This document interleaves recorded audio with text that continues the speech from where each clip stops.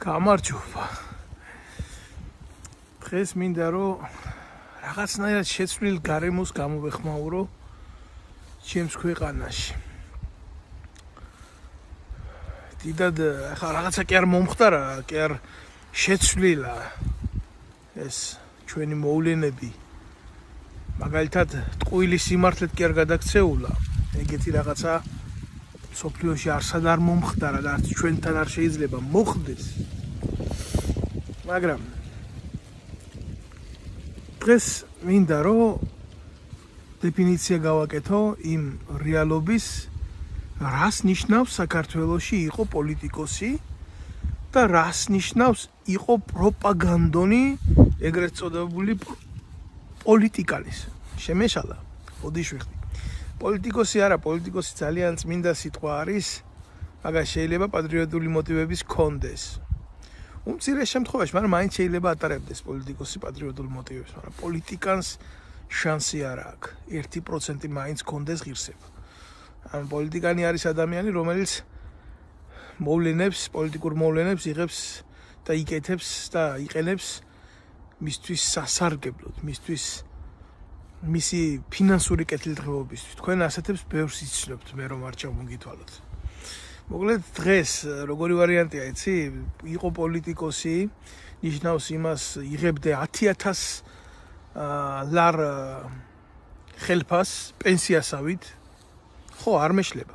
ხელფას იღებენ პენსიასავით, თორე იმის გარდა ნაღდ ხელფას, რასაც ქვია, ხო? ეგენი აკეთებენ ქართველი ხალხის კისერზე. სადგინახიათ თქვენ, რომელ პარლამენტარს დამიდებთ, რომელს ხელფასზე ცხოვრობს. ამ დროს 50 ლარით მოუმატეს თუ არა, 20 ლარით მოუმატეს ხალხს პენსია და თვითონ ხელფასები დაინიშნეს 10,000 ლარი. ბევრი მეტყვის რომ აი კაი ბიჭი ხარ რაღაცა ნუ იგინები, მე არავის შექება ამჭირდება, მე უკვე ბიჭია, დიდი ხანი აღარა ვარ. მე უკვე საკმაოდ მოწიფული მამაკაცი ვარ და თმებში ჭაღარად შემერია და ვიცი ჩემი სიტყვის და ჩემი თავის და მით უმეტეს ჩემი ქმედებების ფასი. შეგინება რომ შველოდეს, ნეტავი შველოდეს, თორე დილდან დილას რო გათენდება, საღამომდე სულ მამადგინებაში ვიქნები. უბრალოდ სხვარი არსებობს იმ გინებაში, იმ კრიტიკაში, ყველაფერში არსებობს სხვარი, მაგრამ დღეს ახლა ამ თემას არ შევეხები, იმიტომ რომ ოდი ზღვარი სხვა მონახოს, აი ეგ პროპაგანდონები რო უზიან Facebook-ზე, ასე ისე რო ალამაზებენ, რო ლესავენ რა კედლებს. მე ახლა მაგათ სახელებს ვიცნობ, მაგრამ არ მინდა მაგათ შევეხო და რატო გეტყვით რა. იმიტომ რომ იმდენად შავი წერტილები არიან რა, დიდ თეთრ დაფაზე რომ არ მინდა მაგათზე ვილაპარაკო. ბევრი ყავთ ეგეთი, მათი დაფინანსება არის სახელმწიფო უშიშროების ბიუჯეტიდან, ესე წერენ რა. ესეთ რაღაცას, რომ სახელმწიფო ინტერესებიდან გამომდინარე გაიცა ეს ხარჯი, აი თქვენ მაგას ვერ შეამოწმებთ. და რატო ვერ შეამოწმებთ, გეტყვით? იმიტომ რომ სახელმწიფო უშიშროების ბიუჯეტი არის საიდუმლო დაფარული და არავის არ აქვს უფლება იქ ჩაიხედოს. ვინ უხერი, ასეც უნდა იყოს, მაგრამ ხმარდება კი ის ერის და ქვეყნის ინტერესებს არანაირად.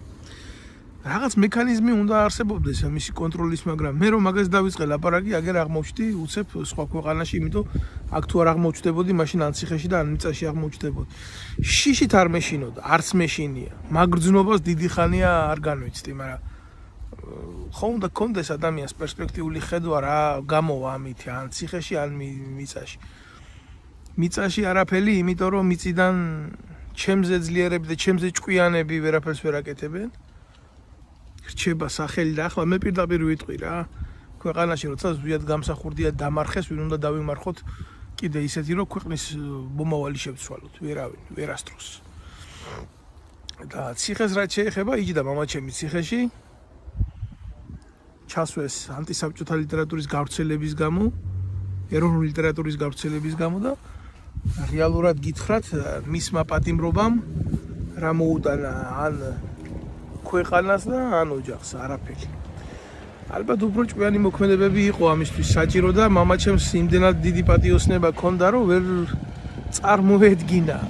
წარმოედგინა მამაჩემს ის, რომ სხვანაირად როგორ უნდა ყოფილიყო და როგორ იყვნენ ამაზე ხელმომწერი ადამიანები რაც მაგას გაუკეთეს და უკეთებდნენ კი სიცოცხლის ბოლომდე და ბოლოს მოკლეს.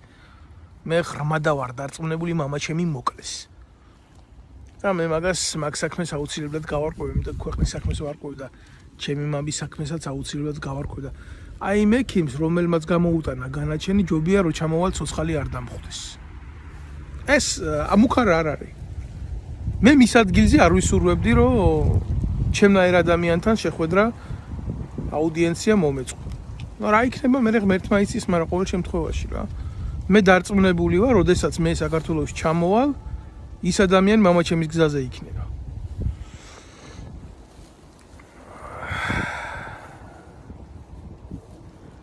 ესე იგი, პირად ტრაგედიებს რო თავი დავანებო, დღეს რა ხდება, იცით? პარლამენტში დამყაყებული როზი ხარ და იღებ ამ წეულ 10,000 ლარს თუ მეც არა და იმის გარდა კიდე ლევი დახოდი გქ, ხო? მე გჭირდება იქიდან რომ გამოძრო და ხალხს ელაპარაკო, რომ შეახსენო თავი რომ ესეთი გვამი არსებობს. და ვინ აყავთ იცი ასეთ გვამებად მოძებნილი, ვიღაცა პროსტიტუტკა, ბოზი კიდე პატიოსანი, აი უკანასკნელი ჩათლახი, ვიღაცა თაკო და ვიღაცა პრაიმ შოუელი მერსი ყლერსი. მე არ ვიცი ესენი სად ნახეს, როგორ ნახეს, არჩევენ რაღაცა ტრენდის მიხედვით, უშიშროებაში არსებობს რაღაცა შეხედულება საზოგადოების ცნობიერებაზე მოქმედების და შერჩეული ყავთ ესენი ფრანგული წონის მიხედვით იქ მუცელი რამხელა უნდა კონდეს, პროჭი რამხელაზე უნდა კონდეს, კოლგოტკა ტრაქში რამხელაზე უნდა კონდეს, შესული როგორ უნდა გამოგზაუროს მის საშოში და ასე. ესეთი ის არის, რა ქვია, პროგრამა აქვს რა. და მე უცებ ეს ადამიანები რადიკალურ ფორმატში გვევლინებიან რომელიმე პარლამენტართან ინტერვიუს ასახებად. იმიტომ რომ თქვენ მოგეხსენებათ ახლა სოციალურ მედიამ აბსოლუტურად წაართვა ტელევიზიას, ეგრეთ წოდებულ პრესას, მედიას აბსოლუტურად ყველა მიკროფონი და მონოპოლია რა ეს სოციალური სივრცე. არ ჭირდება ხალხს რა მესამე და მეოთხე და მეხუთე ელემენტები რაღაც სიმართლის გასაგებად. თანამედროვეობამ ეს მოიტანა და ამიტომ შემოუშვეს ესეთი რავი ბლოგერები დაარქვეს, მაგრამ ბლოგერები კი არა ბოზები არიან იგი. კიდე არიან როგორ ტიპები, იცი, შეიძლება წვერები კონდეთ რა, საერთოდ არ კონდეს ძუძუ მაგარი ტრაკი მაგარი, მაგრამ აი ამ წვერებში, ეროვნულ ჩოხაში, აი ესეთ ვარიანტში უცებ მოგაყაროს პროპაგანდის ელემენტი, მე შეგიყვანოს ამ პროპაგანდონიზმში და დაგიმღეროს სახელმწიფო პროპაგანდა და ნარატივებით გაგიყენოს იმ გზას, სადაც ცხოვრები როგორც ცხოვრები უდგებიან რა. აი ეს არის მათი ლოგიკა, უშიშროების სამსახურების ლოგიკა და ესეთი ელემენტები არის და ფულსაც რა თქმა უნდა როგორც გითხარით იღებენ იქიდან საიდანაც უთქვი და საიდანაც იღებენ. აი მაგალითად ირმაყლინაშვილის პარტია რო არის ის პირდაპირ ქართული ოცნება აღონ, როგორი ქართული ოცნება იცი, როცა უნდა ქართული ოცნება მივოდა თავზე დააჯვამს. მაგ პარტიაში იყო მორგოშიები დღეს რო კიდე იმის განაყოფი განშტოება კიდე სადაც უნდა ოცნებას მივოდა იქ მიასხამს მაგათაც რა. იმ პარტიაში კიდე ბევრი ელემენტი იყო პარლამენტში ვინც მოხვდა და ზუსტად აი ესეთი ჯგრო ერთი საშვედან გამოსული ერთი მამის შვილები ავის ერთი მამის თუ 1000 მამის შვილები ეს კიდე სხვა თემაა განსჭის, მაგრამ ყოველ შემთხვევაში რა ფაქტია რომ აი ეს დაჯგუფება ესე ცდილობს რომ კრუგზე ატაროს სიმართლე, კრუგზე ატაროს, წრეზე ატაროს მაპატიეთ რა. აქ თუ იქ გამომერევა რუსული სიტყვები არ არის ჩემბრალი რა. ცუდად მოლაპარაკე ვარ, შეიძლება ქართული ენის არ ვარ, მე ვაღიარებ ამას, მაგრამ კობახიძეზე უკეთესად ნამდვილად ვლაპარაკობ მშობლიურ ენაზე და არა მარტო მშობლიურ ენებზე. სხვა ენებზეც ვსაუბრობ. ხო. და ეროვნული ცნობიერება მაინც არ მეშლება. კაცი რო საპარლამენტო ტრიბუნას დაიკავებ ხელში და მე იმას შეიკითხები ბესელიას რომ ეს ეროვნული ცნობიერებაო რაღაცა საშიში არის. საერთოდ რო იცოდეთ რა, იმ პარლამენტში თქვენ რო გონიათ რომ დაფასებული ხალხი ზის, არ ზის დაფასებული ხალხი, ცნობილი ბოზები, ცნობილი ნარკომანები, აი ბოზები მაგალითად ეკა ბესელია, ხო, იცით ხო თქვენ ვინ არის ეკა ბესელია? ჩვეულებრივი პუტანგაა რა, ერთი 10-15 საყვარელი ყავდა ჩვეულებრივ, ერთი კაცის უფლება ყველა საქმე, მაგრამ 10 კაცის უფლება უკვე ბოზობა არის, ჩემო კარგო. არ მაინტერესებს მაგის პირველი, მეორე, მესამე ღამე, რაც ვნახეთ, მე პირადად გული ამერია მაგაზე ხარ, რა უნდა ვილაპარაკო ბესელიას, სად უნდა გამოჩნდეს, რომელ ოქტაგონზე უნდა გამოჩნდეს, ახლა როგორც კაცს აქვს სექსის უფლება, ისე ქალს აქვს სექსის უფლება, მაგრამ ეს შენი სექსი ხო არ უნდა გამოიყენო, ბიჭო, რაღაცა ზღვარი ხო უნდა გაგაჩნდეს რა, როცა შვილი გყავს, როცა პარლამენტის წევრი ხარ. პოზასაც აქვს ალბათო ეგა მნიშვნელობა სხვათა შორის რო ხტუნავდი იმ გოჭივით რა. არ მინდა მაგ თემაზე ლაპარაკი. აგერ მაგალითად ჩუგოშვილი ბიძინა ივანიშვილმა რო ძუძუზე მიიდო თუ ქვევით მიიდო კიდე ეს არასამთავროებიდან წამოსული გნიდა ჩვეულებრივი გნიდა რომელიც 1000 ვინმის ვერბოვკა იყო და მაგალითად შევარდნაძის დროს მამამისი თავის დროზე უცხო ქვეყნის სააგენტურის ერთ-ერთი ნომენკლატურა იყო ადვოკატობდა რაღაცა პროჭობდა მამა ძაღლობდა მარჩიელობდა და მე ეს შვილი შეიყვანა მისი ამ დიდ უშიშროების საბიუჯეტო საშოში და მე ეს შეხედე ემოციაც კი არ გააჩნია სახეზე ხარ აზე არის ლაპარაკი ამას რა ქართველობა უნდა მოთხო ჩვეულებრივ შევიდა ბიძინა ივანიშვილის ტრაქში იბალახა იქ გამოვიდა ეს ჩუგოშვილი და მე იქედან ხუიზე დამჯდარი სრული ამ სიტყვის მნიშვნელობით უკვე გამოცვლილი პოლიტიკურ ჰაერ გამოცვლილი გადაჯდა სალომე ზურაბიშვილის საშოში. აი ეს არის რეალობა, ჩემო კარგო. არ მოგწონთ ჩემი ლოგიკა. აი გადართეთ მე რუსთავი ორს უსმინეთ პირველ არხს უსმინეთ კიდე რა ჯანდაბის ტელევიზიები აქვს ეხლა შემოგთავაზობენ უკეთეს და რას გთავაზობენ სადმიდის ეს ფულია ჩუგოშვილები და ისინი რო იჯდნენ და იყვნენ უფროსებად და ხელმძღვანელებად რა მოიტანეს უკეთესი რა შექმნეს უკეთესი რა მოვიდა ამით რა გაკეთდა ის რომ პირველი არხი რომელიც მილიონობით დაფინანსებას იღებს ისეთ სიუჟეტებს დგამენ გული მერევა, აი მაგალითად ოჯახურ მომენტებს აჩვენებენ, სადაც შვილი ბოზდება და მამას ეს ჩვეულებრივად მიაჩნია და დედა ამას ეუბნება, ამას რომ დღეს ასეთი ტრენდებია რა, აი ეს არის ამათი იდეოლოგია რა, ეს არის ამათი შრომის ნაყოფი. მაგ ვასილ მახლაბერიძეზე და მის პოლიტიდეოლოგიაზე მე ცოტა მოგვიანებით ვილაპარაკებ. ჩვეულებრივი მეტრაკია, ხო, ჩვეულებრივ, აი თან როგორი მეტრაკი არის, იცი? აი სოზარ სუბარი რო უქანავებდა დუნდულებში. არიან მაგ ფაქტის მომსწრეები, აგერ ცხინვალის რეგიონთან სულ ახლოს თეთრნივაში როგორ ნახეს გადაკუზული ესენი ერთი ზევიდან მეორეს როგორ აჯდა ეხა. ხაჭაპურიძეები არიან ის ბიჭები, გვარად, მე არ მინდა ამ დეტალებს გავყვე, მაგრამ თუ ვინმე დაინტერესდება, პირდაპირ მიუთითებ მოწმის მისამართს, მაგრამ იმედია იმ ხალხს არაფერი არ დაემართება, იმიტომ ეგენი ხელისუფლებაში მყოფი. აბა სხვანაირად როგორ გონიათ, ხა ვინ მოვიდო და ვინ დაჯდებოდა იმაში ხელისუფლებაში, ან ვის ჩააბარებდნენ საქართველოში პირველ არხს, ვის ჩააბარებდნენ თუ მეტრაკი არ იქნებოდა და ტრაქში არ გაისინჯავდა ამბავს და არ იქნებოდა ტრაკიდან კომპრომეტირებული და ვის ჩააბარებდნენ მაგალითად სახალხო დამცველის აპარატს მოგეხსენება თქვენ სოზარ სუბარი სახალხო დამცველად მუშაობდა ხო თუ პირდაპირ ტრაკიდან არ იქნებოდა განასინჯი ხო ასეა ჩემო კარგებო მაგენი ჩვეულებრივი მეტრაკეები არიან და ეს მეტრაკეები ჭირდებოდა და დღეს ეს მეტრაკეები სახეცვლილები ხან თურმე ის ყოფილა პროზაიკოსი ყოფილა და ძალიან დიდი ლიტერატორი ყოფილა და არ ვიცი ახლა მე რა ეპითეტებს ხმარობენ იმას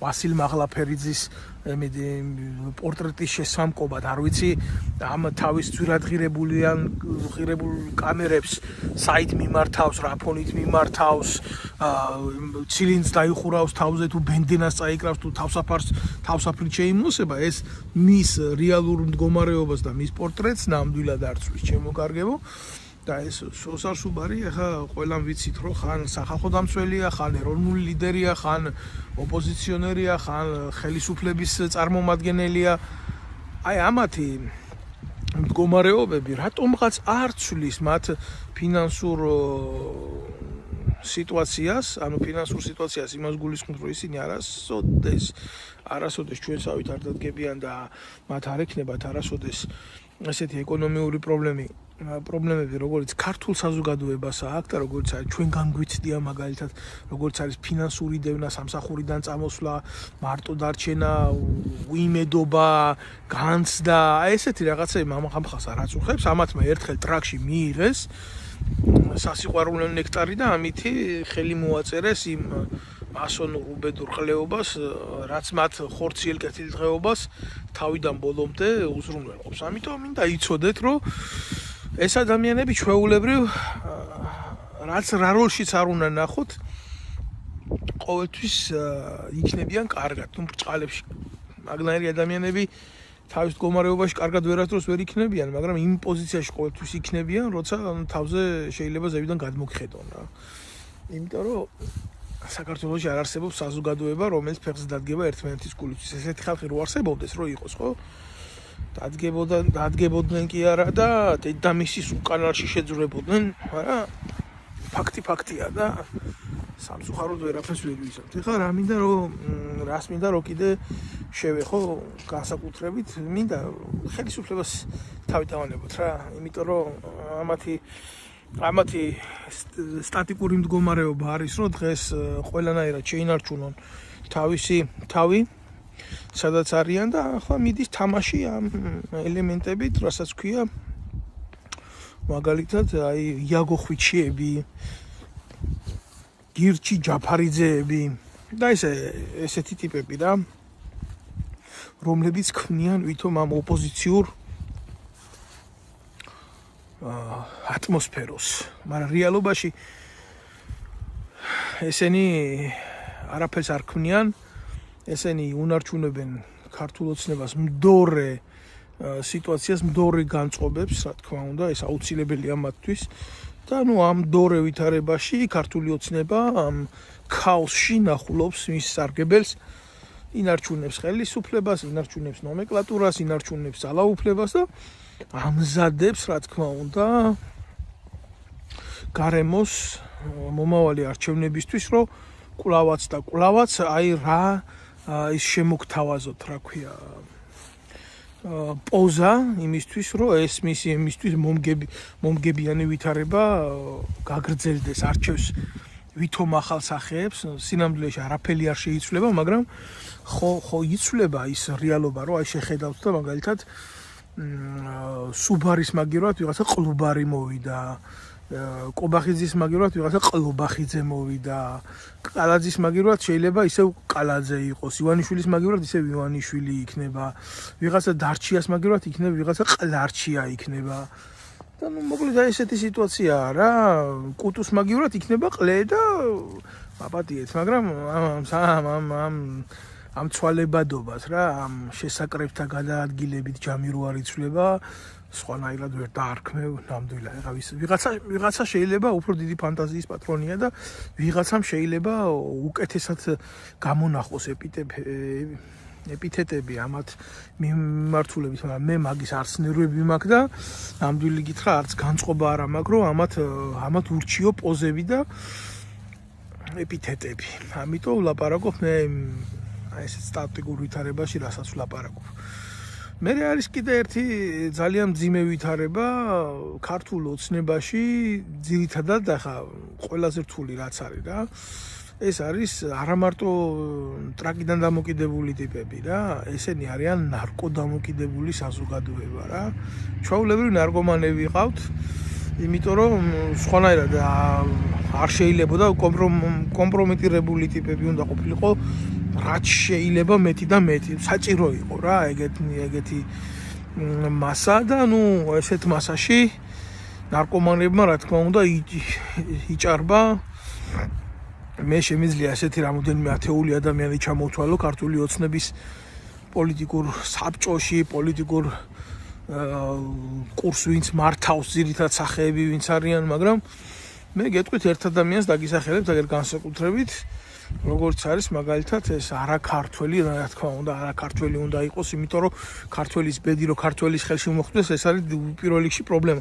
შეიძლება რაღაცა ეროვნული გამოღვიძება მოხდეს, ან რაღაცა მიმოქმედოს, როცა არაქართველი ხარ, ეხა ესეთი რაღაცა უფრო აშორებს მათ საფრთხეებს და მათ ანალიტიკაში უნდა უფრო ჯდება. აი ვოლსკი. ეს არის გათახსირებული ნარკომანი, რო იცოდეთ, ნარკომანი, რომლისთვისაც მისი დოზა ჩვეულებრივ სახლზე მიაქვთ რა, ეგრეთ წოდებული სუფთა და ეს ამ დოზას იღებს როგორც წამალს, იმიტომ იმას აღარაფერი აღარ უშველის უკვე. ის იმის თემა არის, საფლავი და მორჩა რა, ადრე თუ გვიან ღვიძლის პრობლემით დაიბრიდება ეს ბოზიშვილი. ხო და ახლა ყოველ შემთხვევაში სანამ გამოსადეგი იქნება, ისიამოვნებს თვითონაც და გააკეთებს იმ პროპაგანდონების საქმეს, რა ახლა ვოლსკი ნებისმიერ დიალოგში რაშიც არ უნდა შემოვიდეს, ეს არის უბრალოდ გაჭენტილი, აი ხილი რო ჩამოვარდება იმიდან, რა ქვია,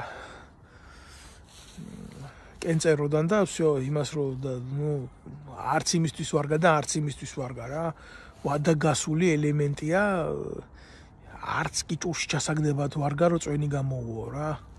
არის იმისთვის, რომ რაღაცა როლში შევიდეს ვიღაცა და ვიღაცა მიმუშაოს, ამ დომენით რა. აი ეგეთი მომენტი. მე შემოკარგებო განსაკუთრებით მინდა შევეხო ერთ პატარა საკითხს კიდე. გახარიამ, რომელიც აი ჩვეულებრივ ბიძინა ივანიშვილის იღლის სუნია რა. სხვანაირად მეტნაირად ვერ დავარქვე მაგას.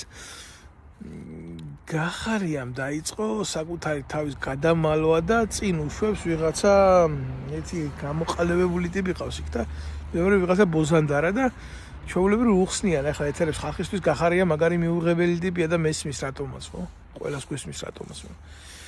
აი ეს ვითომ ახალგაზრდები და რაღაცა ვითომ მე მაგათ სახელებს არ ვახსენებ, მაგრამ მაგათ 1000 წელი არ ეყოფათ იმის გამბედაობა და მაგათ არავინ არ მისცემს იმის უფლებას. აბა გამოუშვით აგერ და ჩართეთ დებატებში ჩემთან ან ერთი, ან მეორე, ან მესამე და გარისკეთ, რომ დიალოგი წავიყვანოთ, ვინ იყო გახარია და რა მდგომარეობაში ვართ დღეს ჩვენ და რატო ვართ ჩვენ ასეთ მდგომარეობაში და რა დოკუმენტებს მოაწერა გახარიამ ხელი მაინდამაინც არა პატრიოტულს და მაინდამაინც არ აღირსევს. ესენი რა თქმა უნდა ამას ვერ გასცემენ პასუხებს, ამიტომ ყოველ შემთხვევაში ესეთი ხალხი ყოველთვის მოფარებული, აი ამ თვალს მოფარებული, აი ამ თავის კამერებს, სადაც ჟურნალისტთან წინასწარ აქვთ შეთანხმებული ნომენკლატურა, არასოდეს არ დაეჯახებიან ისეთ ადამიანებს, ვინც არის ძალიან დიდი სიმართლის მატარებელი, გინდა აი ამ პოლიტიკურ ოპოზიციასთან მიმართებაში, გინდა აი ამ საერთოდ ქვეყანაში გლობალურად პოლიტიკური სიტუაციის ირგვლივ კარგად ინფორმირებულ ელემენტთან არასდროს არ შევლიან არანაირ კამათში. მათ ეშინიათ რეალურად საკუთარი სახის გამომჟღავნებს. ესენი აკეთებენ ჩვეულებრივ რას იცით? საზოგადოების მოტყუების ახალ თეატრს დგამენ, მეც არაფერს. ხო, აი ამის თქმა მინდოდა. კიდე პროსტო რომ ეს მაინც არ გამოგრჩეთ ყურადღების სფეროდან, თქვენ უნდა იცოდეთ რაში არის რეალობა. ამიტომ გახარია, რომელიც ბიძინა ივანიშვილის ჩვეულებრივ ერთი პროექტია, გადასული დღეს ამ თითქოს პოზიციურ თუ ოპოზიციურ გარემოში, ახალს არაფერს არ წარმოადგენს, გარდა იმისა, რომ ეს არის მსუბუქი კრიტიკა ბიძინა ივანიშვილის, მსუბუქი კრიტიკა და ეს არის ჩვეულებრივი ის ელემენტი, რომელიც მოსკოვში იღებდა რუსული სამსახურების სპეცსამსახურების დაზვერვის ფულს იღებდა ქართული დიასპორის ასიმილიზაციისთვის, ანუ რომ ქართველები როგორ გადაექცია რუსეთში რუსებად. ხო, ამიტომ ესეთი ადამიანი ახლა რომელიც პრემიერ-მინისტრად ყავდა, რომელიც ჩვეულებრივ დღეს ისევ ოპოზიციაში გვიდგას და რაღაცებს აკეთებს, ხო ეს ახალს და კარგს ვერაფერს ვერ შექმნის და არ შექმნის. ის ცდილობს დღეს მოტიტულებულ ოპოზიციურ გარემოში იქონიოს მისი ფორა და საჭიროების დროს თქვა, აი რადგან თუ არავინ არ არის, მე ხო ვარ აქ. აი ეს არის მაგის მთავარი ჩანაფიქრი. რაც მეტად ახალგაზრდას გასვლის იქ, ეს იქნება მით უფრო დიდი პრობლემა, იმიტომ რომ არის დღეს ჯგუფები საქართველოში, რომლებიც ახალგაზრდების გასვლაზე სერიოზულად მუშაობენ და მე მიმაჩნია ეს, რომ რაც უფრო მეტ ახალგაზრდას არ ექნება სიმართლე, მით მეტს დაუბრმავდება თვალები. და როგორ იყენებენ ესენი ხალხს ჩემზე კარგად არავინ არ იცის. იმიტომ რომ მე ბევრჯერ მქონია იმის საფრთხე ვიღაცას მოეხდინა ჩემი სიმართლის გამოყენება, მაგრამ სამაგიეროდ მიიღეს სამში გრძელი და მიიღებენ კიდე. აი ამის თქვა მინდა მაგალითად.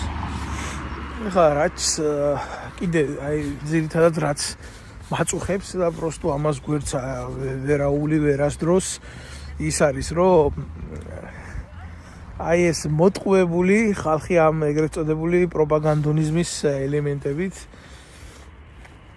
ეს არის იმედის ტელევიზია ყველაზე საშიში რაც არის ახლა ქართული საზოგადოებისთვის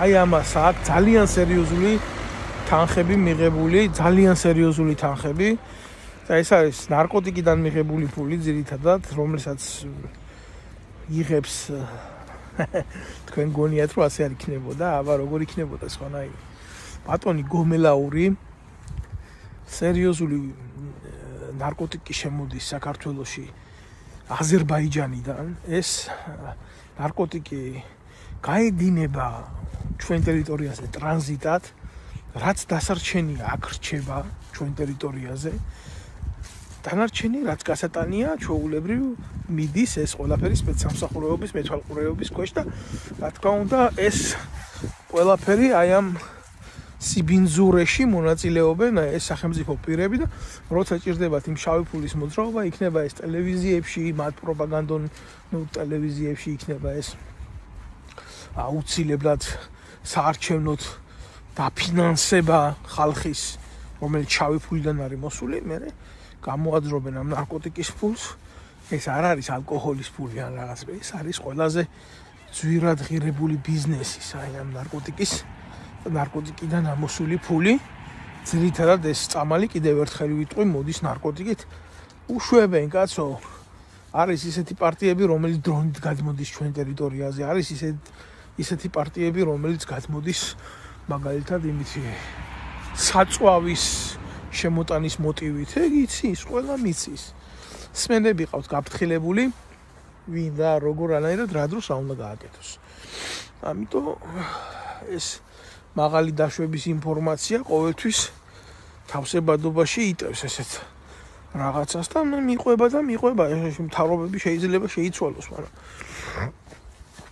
ის არ იცვლება რა მოქმედების სქემა ნამდვილად არ იცვლება ამ მიმართულებით და არც აწყობთ რომ შეიცვალოს რა ნარკომანები უზით საპატრიარქოში ნარკომანები უზით პარლამენტში ნარკომანები უზით ჟურნალისტიკაში ნარკომანები უზით ჯარში ნარკომანები უზით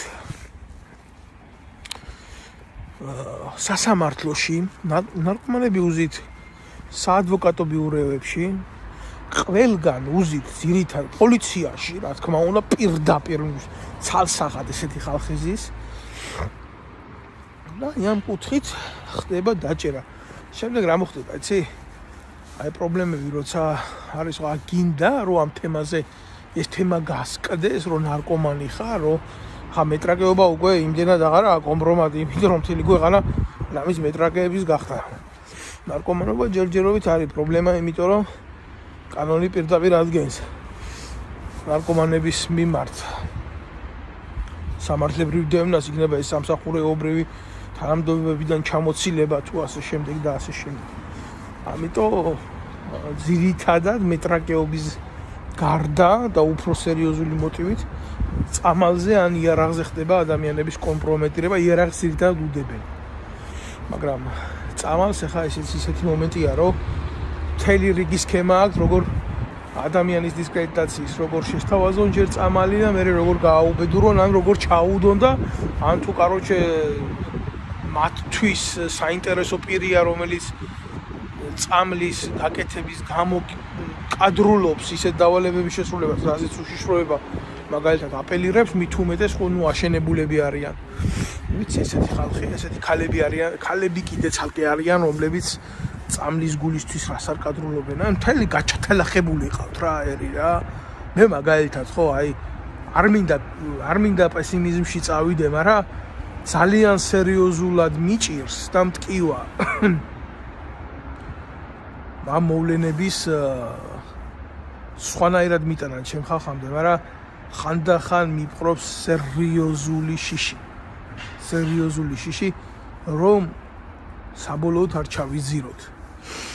მაგრამ როდესაც ესეთი განცდები მეუფლება, ყოველთვის მახსენდება ჩვენი ქვეყნის ისტორია, სად ვიყავით და საიდან ამოვედით. აქ მომენტი მაგაზე კი არა, მოსვლით შეიძლება ამოგვიყვანოს უფალ, მაგრამ როგორი დავრჩებით ამის მერე. ეს არის საკითხი. ეს არის საკითხავი. იმიტომ რომ მაგალითად ძალიან კარგ ფაქტს მოგიყვანთ რა. და ძალიან მტკივნეულს, ხო? ერთადერთი შვილი, რომელიც ვერ იყიდეს და ვერ გააფუჭეს თავის სასარგებლოდ, ეს იყო ცოტნე გამსახურდი. რა მდგომარეობაში ჩააგდეს, ხო უყურებთ? გამოუსადეგარ მდგომარეობაში ჩააგდეს. აი ესე მეშინია რომ ჩემი ერი საბოლოო ჯამში ჩავარდეს. იმ გადატანილი დარტყმის შემდეგ, რომლის ქვეშაც ის იმყოფება. ქართველ ერს მეტი დარტყმა არ ჭირდება, ის დარტყმის ქვეშ იმყოფება. გმადლობთ ყურადღებისთვის, მე ყოველთვის შევეცდები, ყოველთვის ვიქნები მზად იმისთვის, რომ დროულად მოგაწოდოთ ჩემი ანალიზები, ჩემი შეხედულებები პოლიტიკურ მოვლენებთან დაკავშირებით და იაქტიურეთ თქვენს გამოიწერეთ ჩემი გვერდი. იდექით